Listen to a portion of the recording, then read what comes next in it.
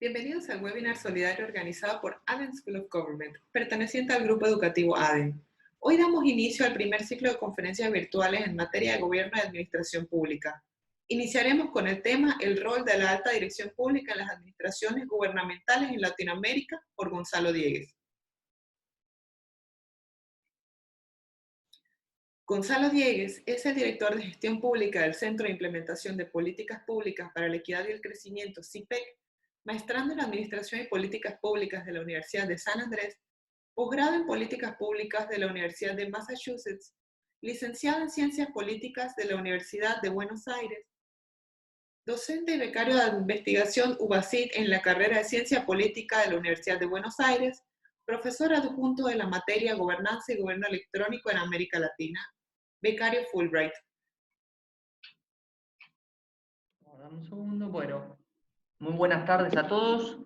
Es un verdadero gusto poder compartir con ustedes en el marco de estos webinars solidarios una primera presentación de un tema que probablemente en este contexto propio de la pandemia COVID que estamos atravesando no solamente en América Latina y Caribe y la región, sino en todo el mundo, en un mundo cada vez más globalizado e integrado. Es para mí un gusto compartir esta primera clase o esta primera participación de webinar en donde vamos a abordar algunos aspectos claves y sobre todo tratar de visibilizar el rol que tiene la alta dirección pública en el marco de lo que son las capacidades estatales. Esto es, en un contexto en donde efectivamente podemos visualizar que el Estado vuelve a cobrar un protagonismo, en algunos casos hasta inusitado, y vuelve a tener un rol absolutamente protagónico, en materia de planificación y en materia de coordinación de políticas públicas. Es en ese contexto en donde justamente visualizar, visibilizar el músculo que tiene el Estado y sobre todo esa capacidad para direccionar estratégicamente políticas públicas de calidad, pone nuevamente en perspectiva y en primer lugar y casi en un rol protagónico a la alta dirección pública. Para ello les voy a compartir a continuación una presentación y esta presentación la he dividido fundamentalmente en 3 etapas. Una primera etapa en donde vamos a hacer una revisión relativamente breve, o lo más rápida posible, sobre la literatura específica, sobre la amplia y profusa biblioteca que hay en torno a las funciones que tiene la alta dirección pública dentro de las burocracias estatales, dentro de las administraciones gubernamentales. Y cómo esos roles y funciones han sido también conceptualizados a lo largo del tiempo de distintas formas. En la segunda etapa, en la segunda fase o etapa de la presentación, lo que vamos a ver fundamentalmente es, más allá de alguna casuística y de algunos modelos ideales, qué sucede en la práctica, cuál es el escenario de base, cuál es la línea de base y cuáles son algunos de los obstáculos y limitaciones que encontramos al momento de visibilizar el rol y las funciones de la alta dirección pública adentro de las burocracias de los estados de América Latina y Caribe. Y en una tercera fase o etapa final de la presentación, lo que voy a tratar de compartir con ustedes son algunos desafíos, algunos accionables, algunas próximas líneas de trabajo a seguir en el marco de robustecer y sofisticar aún más esta agenda de investigación. Y como una suerte, si se quieren, de bonus track o de valor agregado final, me voy a permitir una serie de reflexiones en torno a estas 3 etapas previas que hemos planteado en función de esta coyuntura. Insisto, en función de un contexto de emergencia en donde la incertidumbre y donde las decisiones prácticamente del día a día parecieran interpelar de forma permanente a las burocracias estatales y a los estados de nuestra región. Entonces, sin mayores prolegómenos, si me permiten, lo que voy a hacer a continuación es comenzar compartiéndoles la presentación. Como pueden observar allí, ahí estamos. El título de esta presentación se llama El rol de la alta dirección pública en las administraciones gubernamentales en Latinoamérica y Caribe. ¿Cuál es el impacto en el diseño y en la implementación de políticas públicas de calidad? Los primeros 3 o 4 slides, las primeras 3 o 4 filminas las utilicé y las puse intencionalmente en la primera parte de la presentación para hablar no solo de una revisión de la literatura especializada y la bibliografía específica, sino también para ver un poco qué nos dice la evidencia respecto a la importancia que tiene el buen funcionamiento de las burocracias con la efectividad de los gobiernos. ¿Y de qué estamos hablando cuando hablamos de gobiernos efectivos? Digamos, del primer paso de la condición necesaria, y luego esperemos suficiente, para que el gobierno cumpla con el paradigma de las 3E: administraciones gubernamentales o gobiernos que son eficaces, eficientes y efectivos. Pero para que sean eficaces y eficientes estos gobiernos, efectivamente tienen que ser primero efectivos. Y para eso el rol que cumplen las burocracias profesionales es absolutamente clave, como vamos a ver a continuación. En esta primer filmina, lo que les quería específicamente mostrar o intencionalmente compartir con ustedes es, como les mencionaba previamente, esta suerte de correlación que muestra la evidencia empírica entre gobiernos que son efectivos y burocracias profesionales que funcionan y que funcionan correctamente. Voy a hacer una pequeña nota al pie conceptual. Buena parte de la biblioteca especializada nos va a decir que para cumplir el paradigma de las 3E, gobiernos eficientes, eficaces y efectivos, la primera E que tenemos que cumplir son justamente con la característica o el atributo de efectividad de gobierno. Y lo que nos muestra este ranking, digamos, elaborado por The Economist y el Banco Mundial, de alguna manera es bien representativo, es muy gráfico y muy ilustrativo. Y fíjense que en el cuadrante superior derecho lo que vamos a encontrar son aquellos países que muestran una mayor efectividad de gobierno con burocracias muy profesionales o con espacios directivos altamente institucionalizados. Y fíjense también lo interesante de esta primera filmina, en donde vamos a ver que quienes de alguna manera se encuentran en el vértice superior derecho, entre los ejes X e Y, son Estados Unidos, Alemania, Francia y Corea. Estados Unidos y Alemania, y sobre todo Alemania y Francia, muestran quizá los dos modelos, junto con Estados Unidos e Inglaterra, los dos grandes modelos o los dos grandes paradigmas dentro de la administración pública, que son el modelo más bien weberiano o neo-weberiano y el modelo denominado de la nueva gerencia pública o New Public Management, al cual vamos a hacer referencia en unos minutos más solamente. En esta siguiente filmina lo que les quiero mostrar básicamente es el reporte de competitividad que hace el World Economic Forum. Y de hecho, lo toma también como insumos el Doing Business Report que desarrolla todos los años el Banco Mundial. Fíjense que en este indicador, digamos, en este índice que releva más de 50 variables y más de 75 dimensiones analíticas, aquí encontramos un resumen, o les quiero compartir con ustedes un resumen de cuáles son los factores más problemáticos al momento de desarrollar negocios, al momento de desplegar emprendimientos empresariales dentro de América Latina y la región, dentro de América Latina y Caribe. Y de una serie de factores con incidencia crítica y de alguna manera aquellos componentes más relevantes, encontramos que efectivamente contar, digamos, o mejor dicho, la presencia de burocracias gubernamentales ineficientes es un límite, es una barrera, es un obstáculo aún más importante que, por ejemplo, los niveles de corrupción, que están en 12.2%, y las tasas de impuesto o, digamos, el nivel de presión y regulación impositiva. Entonces, de alguna forma, volviendo un minuto a la primera filmina y luego regresando al segundo slide, efectivamente, gobiernos que son efectivos correlacionan muy fuertemente con burocracias que funcionan y muy bien. Y por otro lado, ese impacto que tiene el buen funcionamiento de burocracias profesionales no solamente tiene un impacto intraorganizacional, no solamente tiene un impacto hacia adentro de las estructuras del Estado y de las burocracias públicas o estatales, también tiene un impacto en el mercado y también tiene un impacto en la sociedad civil. Si contamos con burocracias profesionales que permiten prestaciones del Estado efectivas, eficientes y eficaces, eso también repercute en la calidad de las políticas públicas que llega a la ciudadanía, pero también en el entorno de negocios, en el despliegue que puede desarrollar el mercado hacia dentro de una sociedad y hacia dentro de un Estado. Este cuadro que les voy a compartir en la tercera filmina es un resumen muy sucinto de lo que les planteaba en la primera filmina.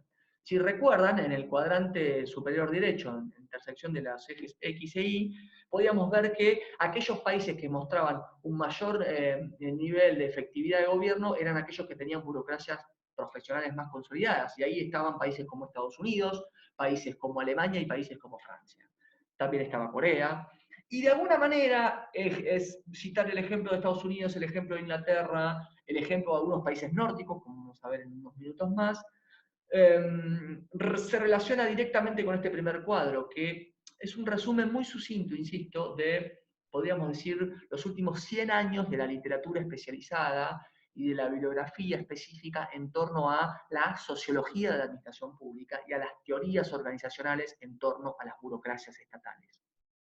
Aquí tenemos los dos grandes modelos, e inclusive podríamos encontrar uno tercero, que es de alguna manera una suerte de tercera derivada o de punto de intersección entre el primer modelo que ustedes pueden ver, que es el modelo burocrático administrativo o el modelo weberiano. Tiene de alguna manera como referencia a un sociólogo y a un padre ineludible, desde el punto de vista teórico, que es Max Weber, quien a inicios del siglo XX de alguna manera es el gran autor intelectual para toda Europa, de lo que sería la clasificación y la tipología y la caracterización de las burocracias estatales, como las conocemos, arriesgaría a decir, como las conocemos inclusive en la actualidad en buena parte de América Latina y el Caribe. Y aquí quiero hacer una pequeña nota conceptual también, o una pequeña salvedad de tipo historiográfica. Buena parte de la influencia del derecho español y del continentalismo jurídico, de la tradición jurídica administrativa, tanto española como francesa, han derramado y se han desperdiado por toda América Latina y Caribe, con lo cual buena parte de nuestras burocracias, inconclusas en algunos casos, incompletas o con ciertas, intermitencias, se relacionan mucho más con este modelo burocrático administrativo inspirado en Max Weber. En la segunda columna van a ver algunas de las características y de los atributos propios de lo que se denomina el modelo gubernativo gerencial o la nueva gerencia pública o el New Public Management. El New Public Management junto con el Public Choice surge hacia mediados de la década del 70 y en realidad tiene grandes teóricos no solamente en el sector privado como Peter Drucker, que es un gran teórico de las organizaciones y sobre todo del management en el sector privado, sino que encuentra también referentes en Canadá por un lado con Henry Mintzberg y con René Mainz, un gran teórico alemán sobre las administraciones públicas, que en este caso empiezan a poner su foco crítico en, como decíamos, algunas intermitencias, algunas imperfecciones, algunas buropatologías o desviaciones burocráticas que empieza a mostrar el modelo burocrático weberiano y que empiezan a encontrar también su asidero a partir de fines de los 70 y en buena parte de la actualidad. De alguna manera este modelo gubernativo gerencial o de nueva gerencia pública o New Public Management toma buena parte de las herramientas o de los instrumentos del management privado y trata de replicarlos, trata de alguna manera encontrar algún tipo de caldo de cultivo fértil o fecundo en el ecosistema de las burocracias estatales y de las administraciones públicas en el Estado. Entonces, lo que ustedes pueden ver en función de estos 6 principios rectores es que la lógica administrativa, los principios, los esquemas de presupuestación, inclusive de alguna manera la lógica política y los mecanismos o instrumentos de control que inspiran al modelo burocrático weberiano y al modelo de la nueva gerencia pública difieren entre sí. Y yo aquí también quisiera hacer, antes de continuar con la próxima filmina, una pequeña nota conceptual o una pequeña y breve nota al pie que entiendo que amerita la ocasión. Y que de alguna manera se remonta a la historia misma de la conformación de los estados y sobre todo de las burocracias públicas y de las organizaciones burocrático-administrativos estatales. Y es esta suerte de tensión, es esta suerte de conflicto ineludible en algún punto que coexiste hacia el interior de los estados entre los roles de tipo más bien técnicos y los roles de carácter o naturaleza eminentemente política. Porque ello, inclusive en las burocracias más desarrolladas, como podíamos ver en la primera filmina, o en un segundo, como en el caso de Estados Unidos, Alemania, Francia o Corea, esas tensiones o esos conflictos que subyacen y que coexisten hacia el interior de las burocracias estatales aún continúan. Esa dicotomía entre los roles y las funciones técnicas y los roles y las funciones políticas, por la propia idiosincrasia, por la propia naturaleza de los estados-nación y entre ellos de las burocracias públicas, podemos decir que es una tensión y es una contradicción que va definitivamente seguir continuando a visoros por mucho tiempo más. Entonces, para terminar en esta primera etapa o en esta primera instancia de meternos de lleno en el rol que tienen los directivos públicos y fundamentalmente la alta dirección pública en estas instancias de planificación y coordinación para mejorar la calidad de las políticas públicas, instancias que, insisto, y voy a reiterar una vez más, planificación y coordinación tienen roles centrales al momento de abordar contextos de emergencias, contextos de anomalías y entornos y situaciones mucho más dinámicas y mucho más cambiantes como las que actualmente estamos afrontando con la propagación de la pandemia y del coronavirus COVID-19. Entonces, ¿de qué hablamos cuando hablamos de la alta dirección pública? ¿Quiénes son estos directivos públicos? Fundamentalmente, y para trazar de alguna manera un componente o un elemento transversal que pueda ser gráfico, que pueda ser ilustrativo y representativo de todas las burocracias estatales, desde Argentina hasta México, desde Panamá, Costa Rica, Honduras, Nicaragua, desde Belice hasta Brasil, o desde Ecuador hasta Venezuela, digo, de toda América Latina y Central, lo que podemos decir para caracterizar el elemento distintivo que caracteriza a estas altas direcciones públicas tiene que ver fundamentalmente con que operan como un rol de vaso comunicante.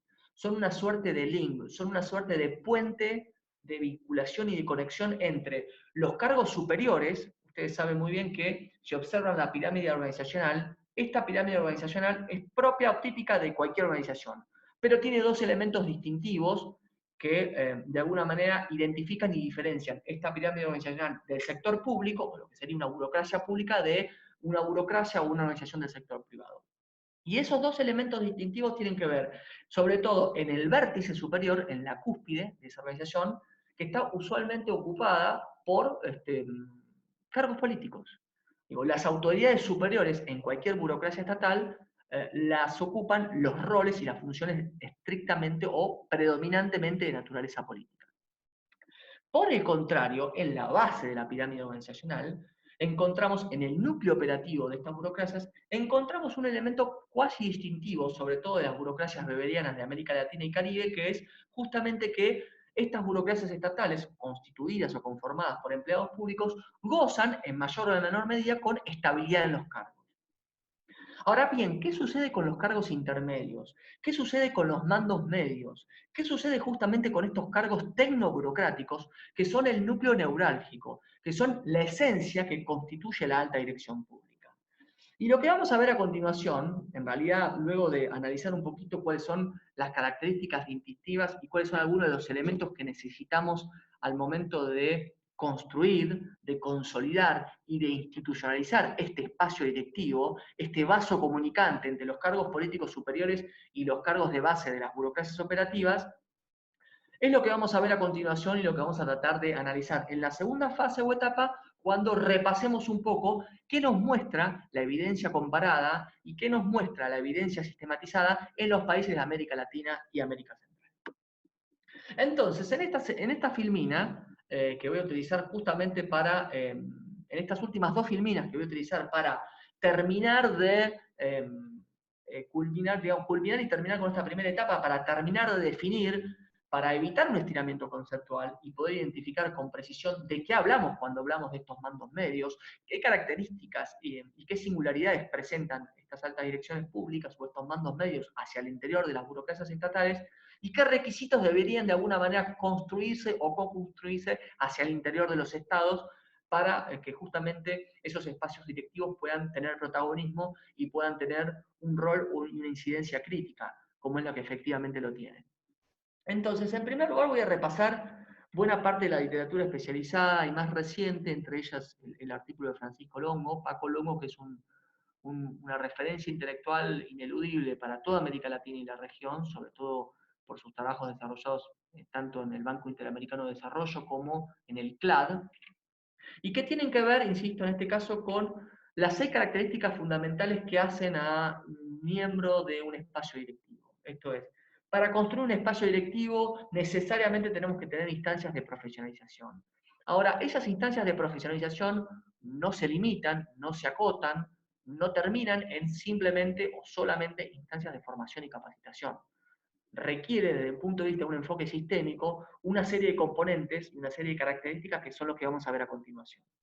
En primer lugar, se deben construir y co-construir competencias directivas claras. Esto es, los directivos públicos se dedican a desplegar ciertos roles o ciertas funciones que, por supuesto, decíamos, son de articulación y operan como vaso comunicante entre los cargos políticos y en los cargos administrativos, pero tienen funciones específicas que son distintivas, que nos permiten precisamente y redundantemente, identificar y diferenciar un directivo público de un burócrata tradicional, o inclusive de un funcionario político.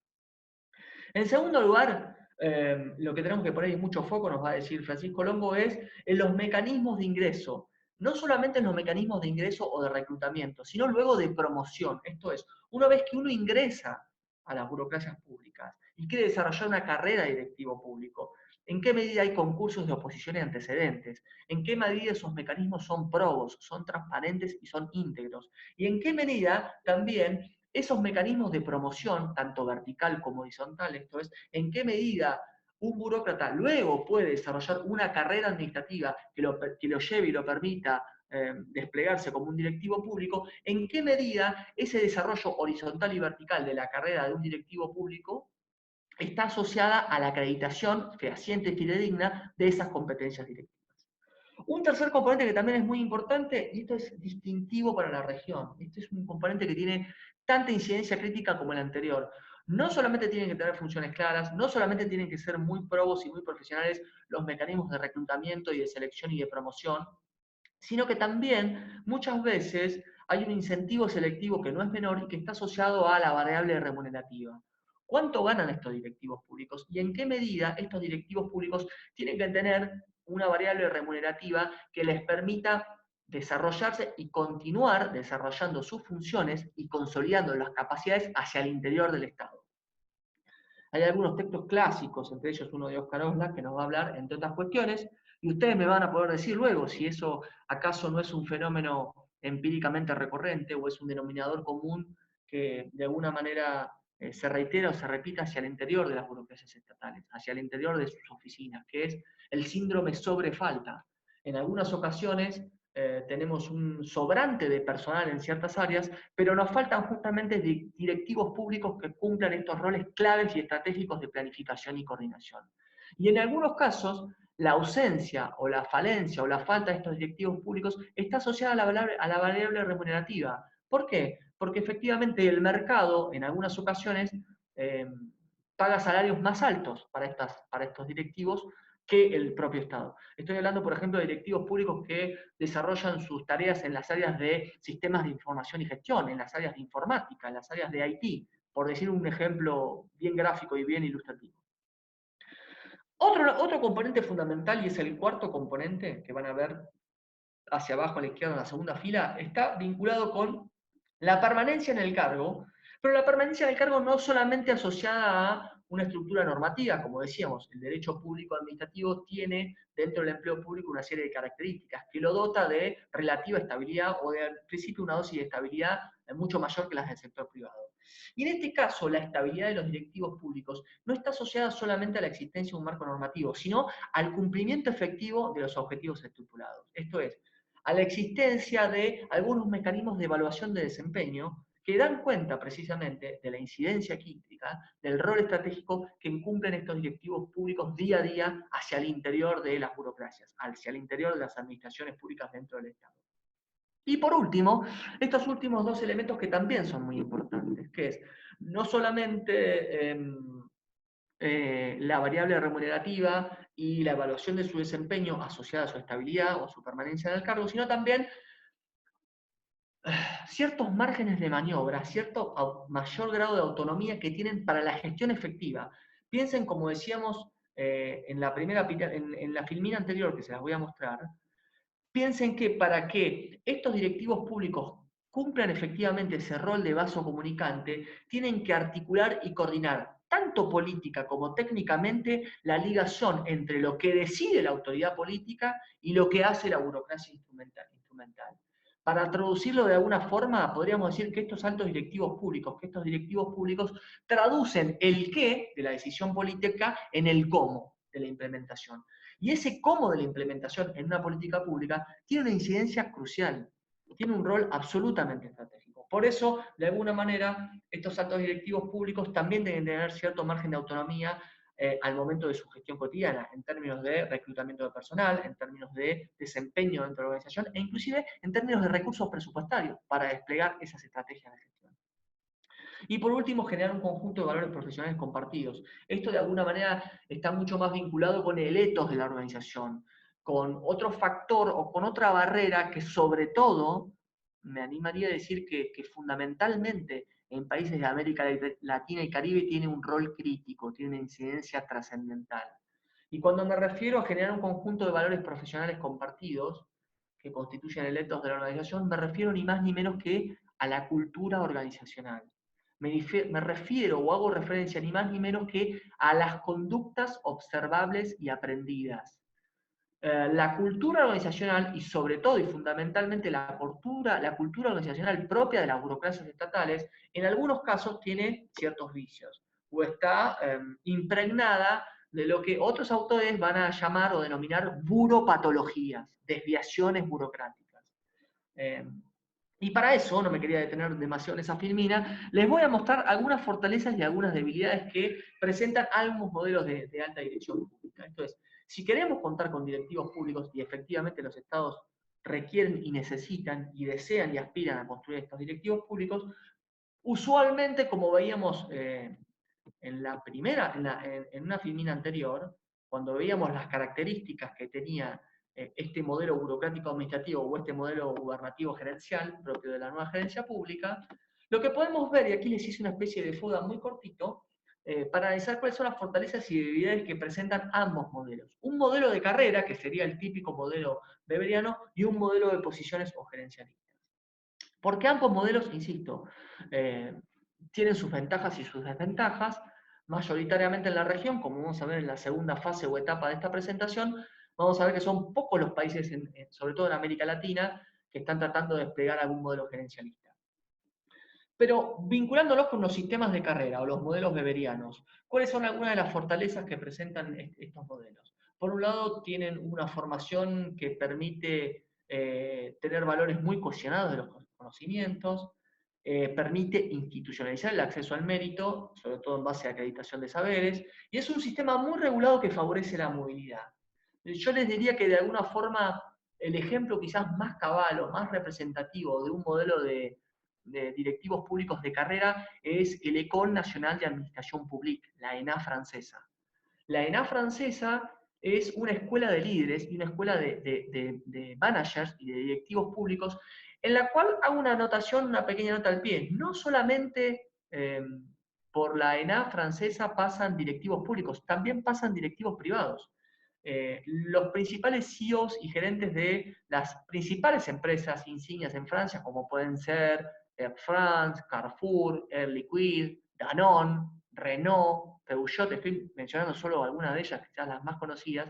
Por todas ellas, sus CEOs y sus gerentes han pasado previamente por la ENA, por la École Nationale de Administración Pública. Y de hecho, si me permiten una pequeña referencia historiográfica, ustedes saben que cuando De Gaulle finalmente reconstituye la República Francesa, luego de la finalización de la Segunda Guerra Mundial, se plantea entre sus objetivos estratégicos la necesidad de fundar un nuevo Estado, de fortalecer el Estado. Y es ahí donde surge el École Nationale de Administración Pública.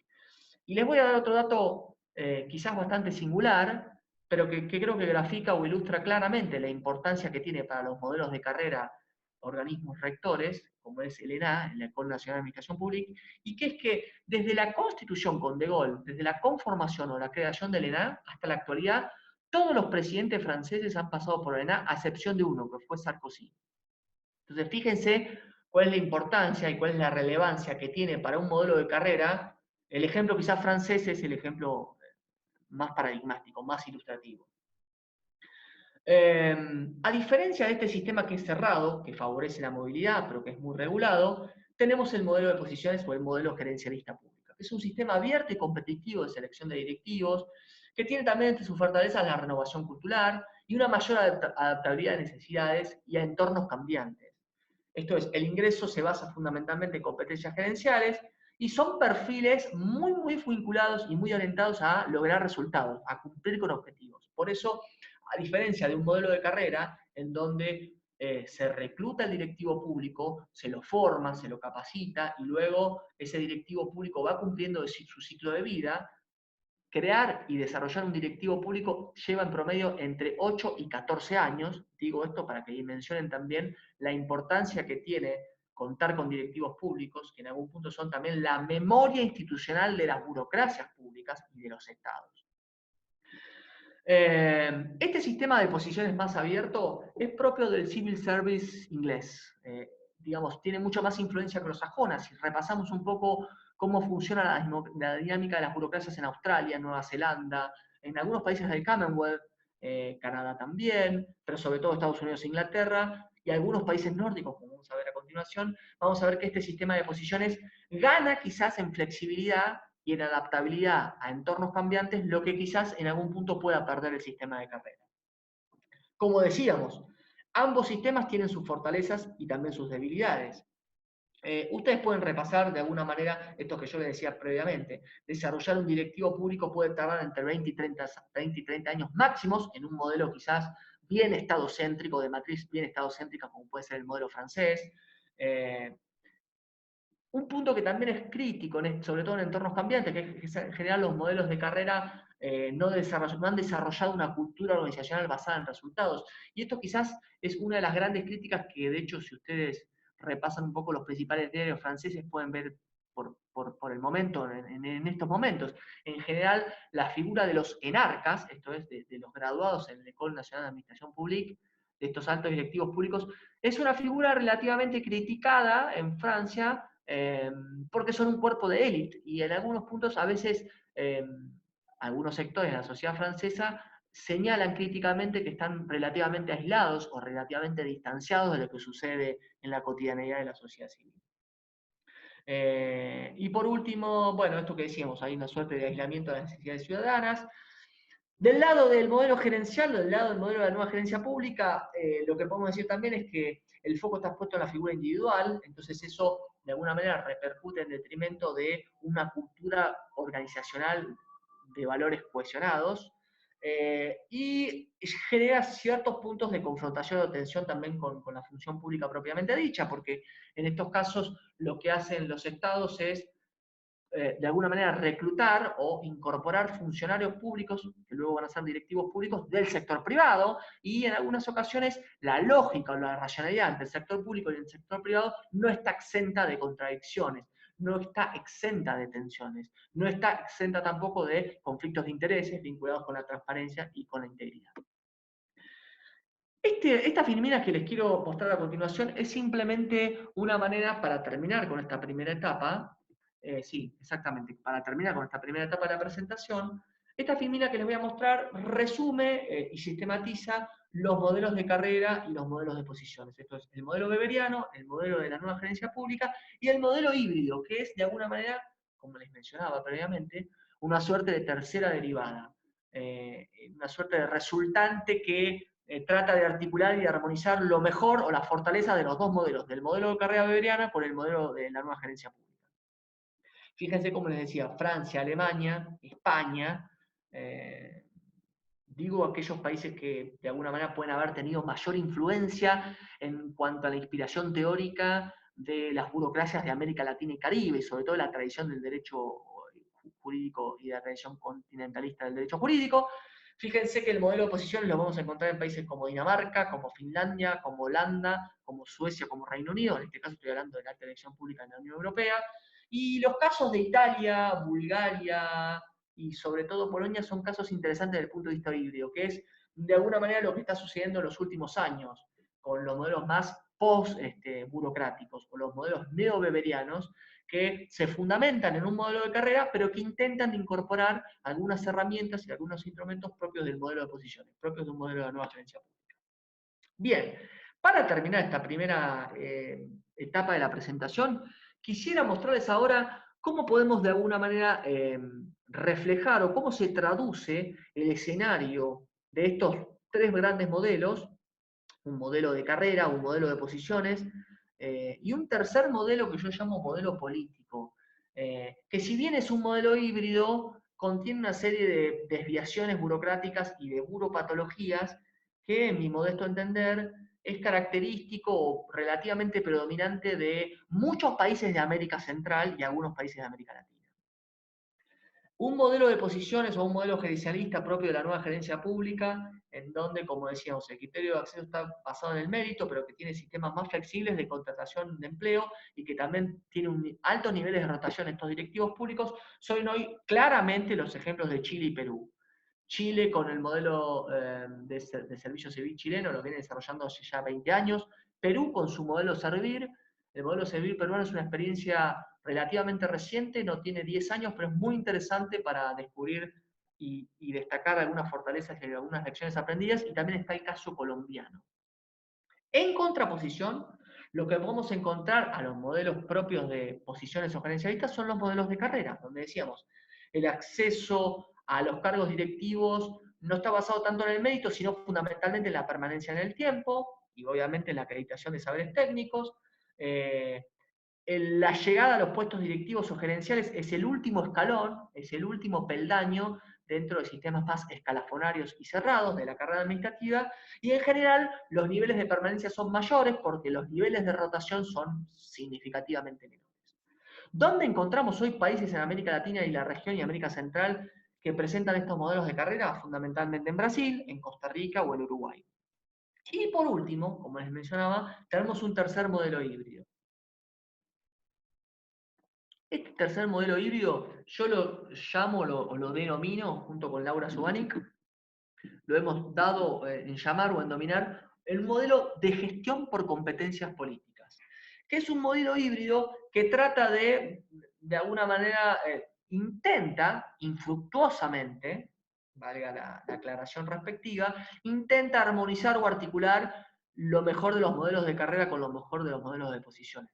O en este caso, más bien diría, en contraposición a las experiencias europeas, sobre todo de Italia, Polonia y Eslovenia, quizás ese modelo híbrido político en el caso de América Central y de América Latina combina lo peor y no lo mejor de los modelos de carrera y posiciones.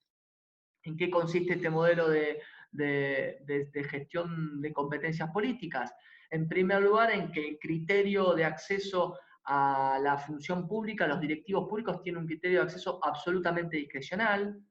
El criterio fundamental, predominante y casi excluyente es el criterio de confianza política, esto es, aquellos directivos públicos son de la confianza política del funcionario político de turno, que a su vez suele tener altos niveles de rotación. Por eso hay fundamentalmente se busca una gran alineación política con flexibilidad.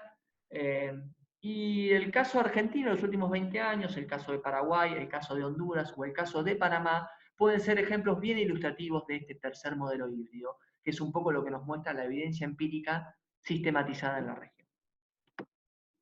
Lo que vamos a ver a continuación, y es lo que le quería compartir a ustedes, es específicamente qué nos muestra la evidencia comparada. Fíjense lo que sucede en Argentina, Brasil y Chile respecto con los concursos.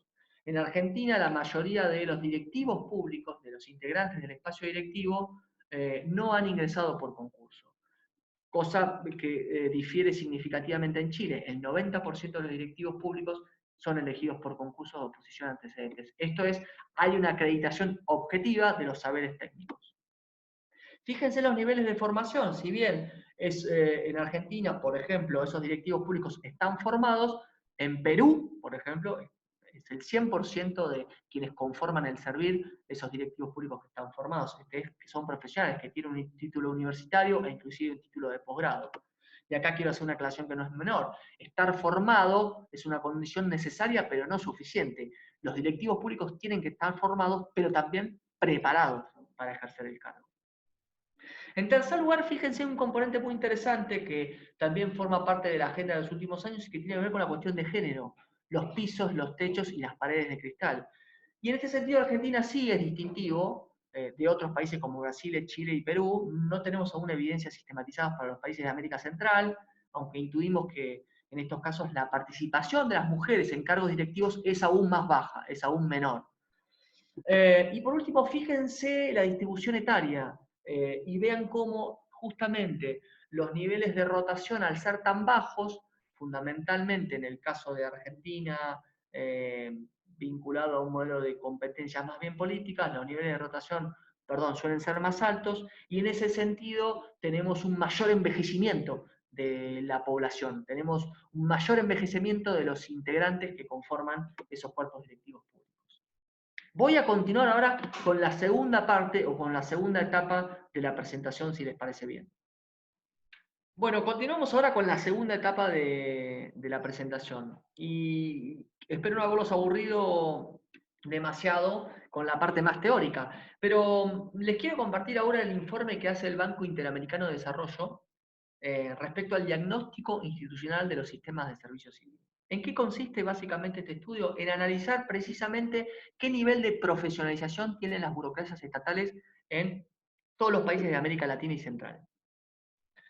Y básicamente este diagnóstico del sistema de servicio civil, que también diseñó el marco lógico metodológico de análisis Francisco Longo, trata de analizar y de relevar y de sistematizar evidencia que dé cuenta. ¿Recuerdan de esa filmina que fue la segunda o tercera? La tercera, en donde mostrábamos los 6 componentes o las 6 dimensiones analíticas que operan como requisitos necesarios y suficientes para construir y para institucionalizar un cuerpo directivo o un espacio directivo público.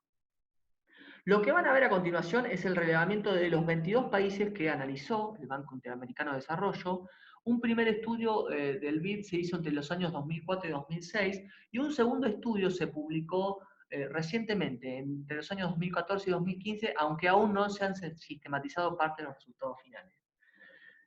Les aclaro o les agrego que verán que hay algunos países que están, digamos, la mayoría pintados en color celeste y algunos en color naranja. Aquellos países que están pintados en color naranja muestran un nivel de desarrollo de estadio absolutamente inferior. Son aquellos que definitivamente están en las últimas posiciones de la tabla o del ranking, y son aquellos que efectivamente muestran dentro del índice un desarrollo infraburocrático, un desarrollo burocrático absolutamente ínfimo y menor.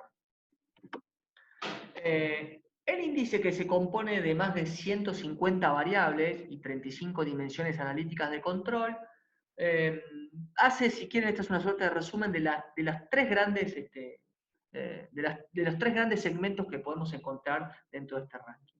En el índice que puntúa de 10 a 25, lo que vamos a encontrar son aquellas burocracias que tienen un nivel de desarrollo más bajo, que tienen un desarrollo mínimo, que han tenido muchísimos intentos, pero la mayoría fallidos, de incorporar algún criterio de mérito para profesionalizar, para jerarquizar y para consolidar e institucionalizar algún modelo directivo público, sea de carrera, predominantemente, o de posiciones. Allí vamos a encontrar países de América Central como El Salvador, Honduras, Guatemala, Nicaragua, Panamá y República Dominicana. En el segundo estadio vamos a encontrar la gran mayoría de los países. De hecho, fíjense que el índice que puntúa de 55 puntos o más prácticamente no tiene países salvo 2, y en un estadio aún incipiente. Pero digo, en los países que conforman la franja media, esto es que han tenido algunos intentos de conformación o están en procesos de reforma para consolidar y profesionalizar y jerarquizar y robustecer y sofisticar sus modelos directivos públicos, son países como Argentina, Colombia, Costa Rica, México y Uruguay. Aquí está Venezuela en realidad, pero eso es parte del reporte de 2004. Venezuela ya ha pasado en realidad al índice que va de 10 a 25, junto con República Dominicana, junto con Panamá y con Nicaragua. Y aquí la segunda observación, que no es menor, es que Perú, digamos, observen en esta filmina que es del año 2006, en el nuevo reporte, Perú ya forma parte de la banda del medio, este es del índice que va de 30 a 50 puntos de puntuación, y Venezuela ha pasado a la columna de la izquierda, al índice que va de 10 a 25. ¿Quiénes son aquellas burocracias que de alguna manera han intentado desarrollar una tendencia de mayor consolidación, tratando de articular criterios de mérito y flexibilidad? Bueno, son el caso de Brasil, por un lado, y son el caso de Chile. Entonces, lo que les quiero compartir a continuación, y en este sentido muy probablemente ustedes puedan en sus casas, y quedo absolutamente abierto a dudas y a consultas, y sobre todo a participación online que podemos hacer, es que ustedes me cuenten después efectivamente, voy a volver un segundo, en qué cuadrante ubicarían efectivamente a las organizaciones burocráticas en donde ustedes se desempeñan o en donde han tenido algún tipo de participación profesional en la actualidad o en épocas anteriores. Me parece que es un lindo ejercicio de homework, de tarea para el hogar que podemos desarrollar. ¿Cuáles son entonces algunas reflexiones que podemos y algunas lecciones aprendidas que podemos encontrar dentro de la experiencia de América Latina y Caribe? En primer lugar, y quiero hacer hincapié en este punto, la edificación normativa no ha generado necesariamente una implementación efectiva. Esto es, contar con nuevas leyes, contar con nuevos marcos regulatorios es una condición necesaria, pero no suficiente para consolidar espacios directivos, para contar con directivos públicos profesionales basados en el mérito y que cumplan roles claves de planificación y coordinación dentro de las burocracias estatales. El segundo punto tiene que ver, y este es un punto fundamental, así como contar con una ley de empleo público o una ley de profesionalización de los directivos públicos o una ley de jerarquización de la formación y de capacitación es una condición necesaria, pero no suficiente. Aquí tenemos un segundo punto que para mí también tiene definitivamente una incidencia crítica y un rol clave. Y hace referencia quizás a lo que yo les mencionaba al inicio de la clase cuando hacíamos hincapié en la cultura organizacional, cuando hacíamos hincapié en esas conductas observables y aprendidas que permean y que muchas veces orientan y regulan los comportamientos cotidianos hacia el interior de las burocracias. Y no solamente hacia el interior de la burocracia, sino en la interacción que las burocracias tienen con el mercado y con la sociedad civil. Y esto tiene que ver con la presencia de arreglos institucionales informales. Muchas veces el funcionamiento de las burocracias públicas y sobre todo de los directivos públicos no se explica por la ley, no se explica por el marco normativo vigente, se explica más bien por conductas observables y aprendidas. Y dentro de estas conductas observables y aprendidas, en algunas ocasiones tenemos cierto tipo de buropatologías o desviaciones burocráticas. Buropatologías o desviaciones burocráticas que podrían ser, por ejemplo, el cumplimiento de un proceso o un procedimiento que en vez de ser un medio para, se termina convirtiendo en un fin en sí mismo. Por eso, en muchas ocasiones, lo que observamos en buena parte de estas burocracias es pilas y pilas de expedientes, filas y pilas de enormes papeles que forman parte de la cotidianidad de la burocracia, pero que de alguna manera, en estos casos, se convierten en excesivos, se convierten en mayoritarios.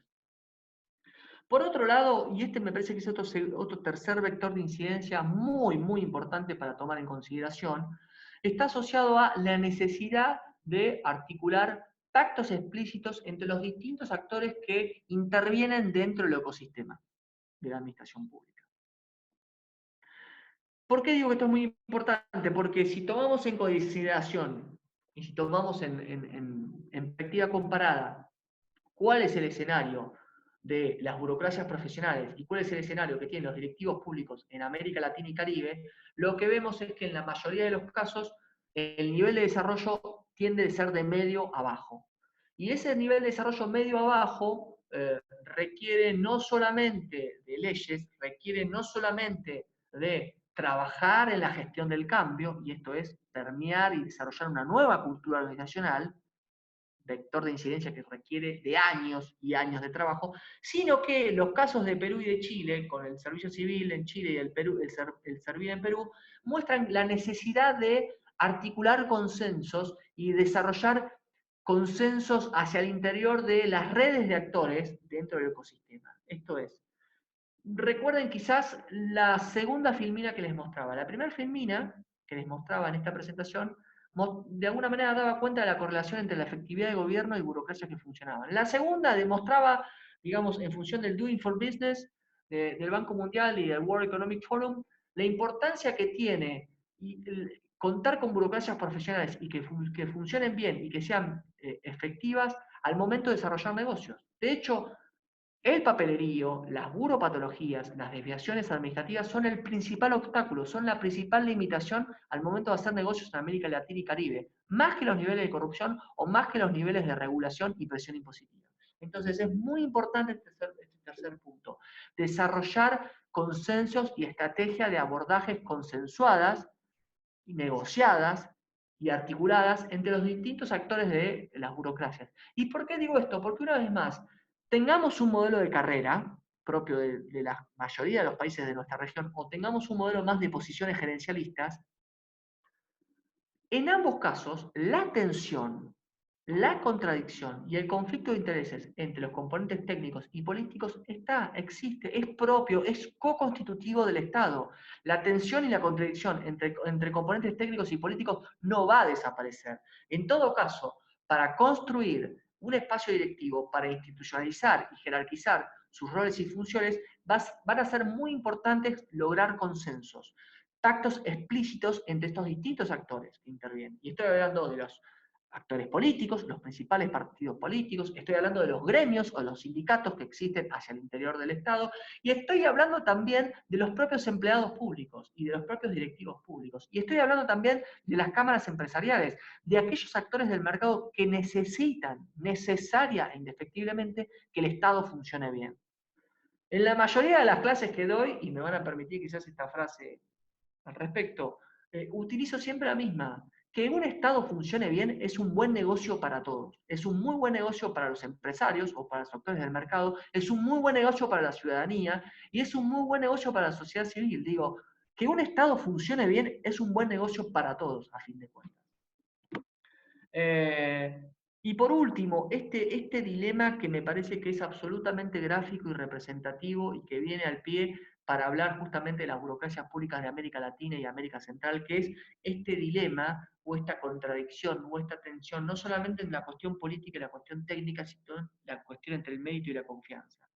¿Por qué? Porque en la mayoría de las burocracias de América Latina y Caribe, lo que observamos es que un gran limitante, un gran obstáculo, una gran barrera al momento de construir y consolidar directivos públicos o un espacio directivo público está vinculado con esta suerte de trade-off, con este dilema entre mérito y confianza. ¿Hasta dónde los actores políticos confían en los cargos técnicos y hasta dónde le dan un margen de maniobra? ¿Hasta dónde les permiten desplegar recursos presupuestarios, técnicos y de gestión sin un aval político? Creo que esto es absolutamente trascendental y tiene verdaderamente incidencia crítica cuando, insisto, podemos ver lo que sucede hacia el interior de nuestras organizaciones. Por eso aquí también los invito, si quieren, a un segundo ejercicio en casa, a una segunda tarea para el hogar, que es analicen o hagamos en perspectiva comparada, repasemos estos 4 elementos. ¿En qué medida hay un marco normativo y en qué medida ese marco normativo es condición necesaria o suficiente? ¿En qué medida algunos aspectos informales de estas conductas observables y aprendidas propias de la cultura organizacional son las que explican la performance o el desempeño de las burocracias? ¿En qué medida también consideran que es factible, que es necesario, que es posible y que es hasta positivo contar con arreglos institucionales? Y también pensar también en soluciones alternativas o en planes B y en planes C vinculados a este dilema o este trade-off entre mérito y confianza. Quiero para finalizar esta segunda etapa de la presentación, comentaros un poquito cuál es la gobernanza, digamos, cuál es la agenda de la gobernanza pública, profesional y de buen gobierno. Tienen un montón de elementos para repasar aquí. Tienen la Carta Iberoamericana de la Función Pública, que creó el CRA en 2003. Tienen la Carta Iberoamericana de Calidad en la Gestión Pública, que trabaja tanto el CLAD como Fundibec en España, por ejemplo. Tienen el Código Iberoamericano de Buen Gobierno, tienen la Carta Iberoamericana de Participación Ciudadana y tienen hasta la Carta Iberoamericana de Gobierno Electrónico. Digo, utilicen si quieren estos ejes de referencia, porque estos son los marcos teóricos más actuales o más recientes que les pueden dotar a ustedes de metodologías, de herramientas, de instrumentos y de ideas para justamente poner en marcha un proceso de diseño y de institucionalización del espacio directivo en las burocracias. Aquí les quiero mostrar un poquito más de evidencia empírica. Aquí les quiero mostrar, este es el índice de gestión por resultados, que también desarrolla el BID. Y fíjense lo interesante en este punto. La mayoría de las burocracias en América Latina y Caribe son burocracias que están fuertemente orientadas a procesos, ¿sí? No necesariamente a resultados. Por eso, en algunos casos, y digo, por eso también el surgimiento de de la nueva gerencia pública, del New Public Management, que viene a plantear o que viene a tratar de aportar soluciones para estas burocracias públicas en entornos muy dinámicos. Cuando asistimos a ecosistemas cambiantes, cuando asistimos a contextos de incertidumbres, como los que estamos transitando y viviendo ahora, justamente con el COVID, son contextos en donde la realidad es muy cambiante y el entorno es muy dinámico y el proceso de toma de decisiones requiere de mayor precisión. Sobre todo porque ese proceso de toma de decisiones tiene que ser bien asertivo y tiene que estar orientado a resultados, no solamente a procesos. Entonces, fíjense nuevamente en este caso cómo Chile, Brasil, Colombia, México, Costa Rica, Perú, digo, son los países que muestran un mayor nivel de gestión por resultados. Y esto de alguna manera se asimila bastante a lo que habíamos, ¿se acuerdan en la primera filmina? Cuando mostrábamos la correlación entre contar con burocracias profesionales y tener gobiernos efectivos. Esta evidencia sistematizada da cuenta, una vez más, del rol y la incidencia crítica que tienen las burocracias profesionales y sobre todo los directivos públicos. Insisto una vez más, planificación y coordinación son dos componentes neurálgicos y centrales para tener políticas públicas de calidad. Saben que aquí olvidé omitir, les voy a presentar en realidad dos preguntas finales para terminar con la presentación. Omití agregar un slide, una filmina que la pueden buscar o se las puedo en todo caso dejar en la plataforma de ADEN, y que tiene que ver con el último análisis o el último estudio que hizo el BID sobre la calidad del gasto público en América Latina y Caribe. ¿Saben qué? Lo que muestra ese gráfico, insisto, lamento no haberlo incluido en la presentación, recién ahora lo recuerdo.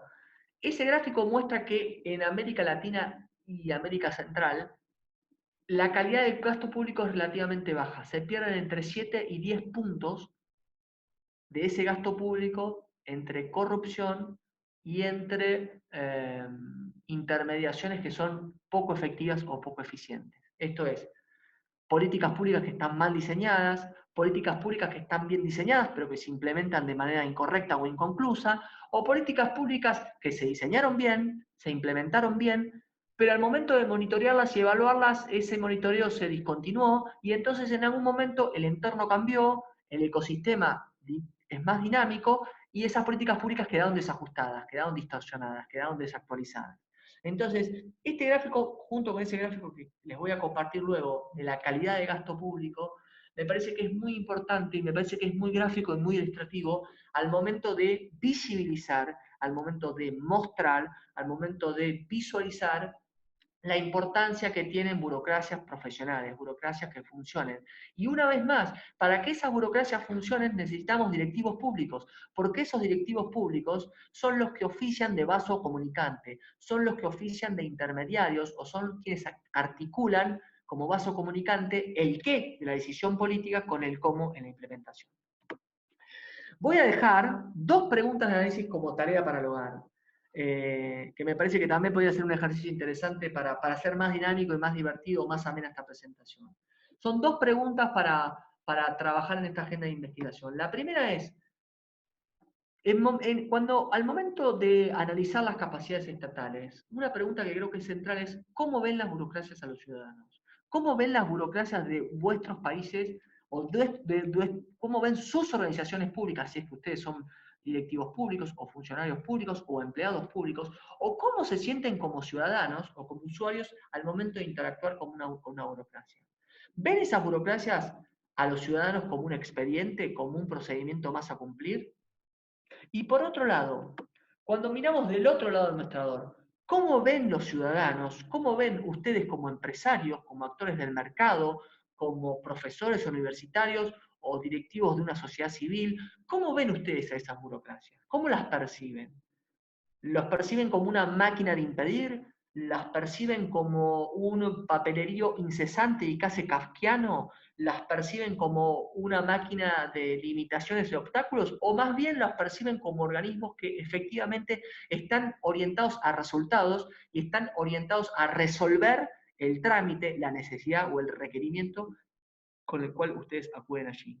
Me parece que estas dos preguntas, cómo ven las burocracias a los ciudadanos y cómo ven los ciudadanos a las burocracias, son absolutamente pertinentes al momento de mostrar esta agenda de trabajo. Y aquí cierro con esto que mostrábamos previamente, este estudio que hicieron Laura Zubarik y Mercedes Giacobello para el BID también muestra esta correlación que de alguna manera refuerza lo que veíamos al inicio. Hay una correlación muy fuerte entre el desarrollo del servicio civil y la calidad de las políticas públicas. Esto es, cuando contamos con burocracias profesionales basadas en el mérito, cuando contamos con directivos públicos que efectivamente articulan el componente político con el componente técnico, las políticas públicas son más asertivas, las políticas públicas tienen mayor calidad.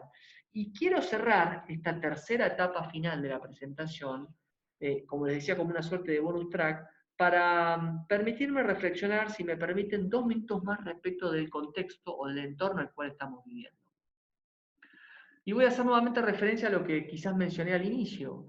En un contexto tan dinámico y tan cambiante, en un contexto tan incierto, porque francamente, si bien los países de América Latina y Caribe parecieran estar trabajando de manera relativamente efectiva respecto a la pandemia, aún no tenemos a ciencia cierta, no tenemos evidencia muy clara de qué va a suceder aún o cómo vamos a resolver esta problemática. Y sobre todo y fundamentalmente, qué va a pasar el día después, que espero felizmente concluyamos con esta instancia de pandemia y sobre todo con estas instancias de reclutamiento que tenemos, ¿no? Y de confinamiento obligado.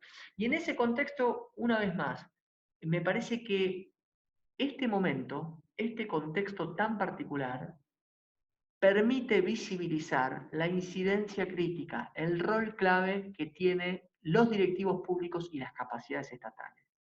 ¿Por qué digo esto? Porque lo que podemos ver también es que muchos estados, fíjense, a ver, digo, voy a hacer alguna referencia muy rápida y coloquial, pero esta semana en el diario El País de Madrid, Harari, que es un filósofo israelí que tiene, digamos, mucho predicamento en los últimos años, planteaba, entre otras cuestiones, la necesidad de líderes públicos, la necesidad de que el Estado adquiera un rol protagónico y sea el ejemplo a seguir para resolver esta pandemia. Pandemia que no sabemos cómo se originó, que no sabemos cómo se va a desenvolver y que tampoco sabemos cuándo vamos a encontrar una vacuna o una cura y un tratamiento eficaz.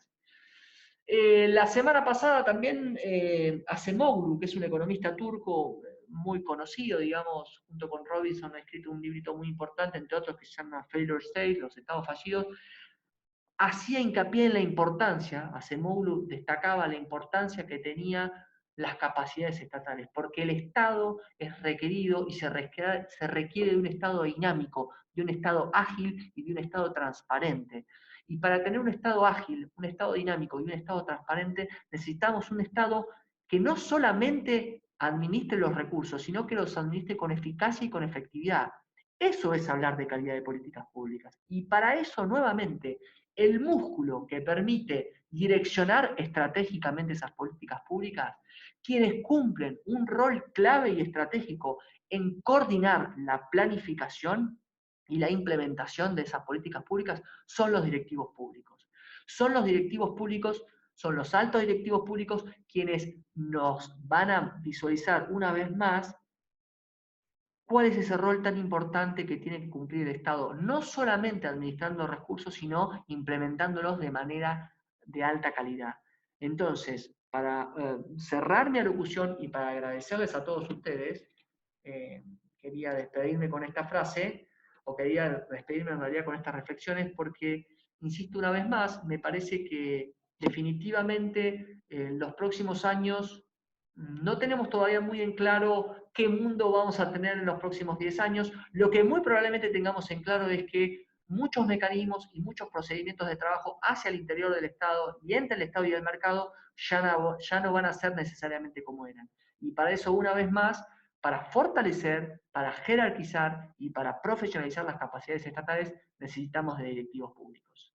Espero que hayan disfrutado de esta clase y les agradezco muchísimo la atención. Que tengan muy buenas tardes.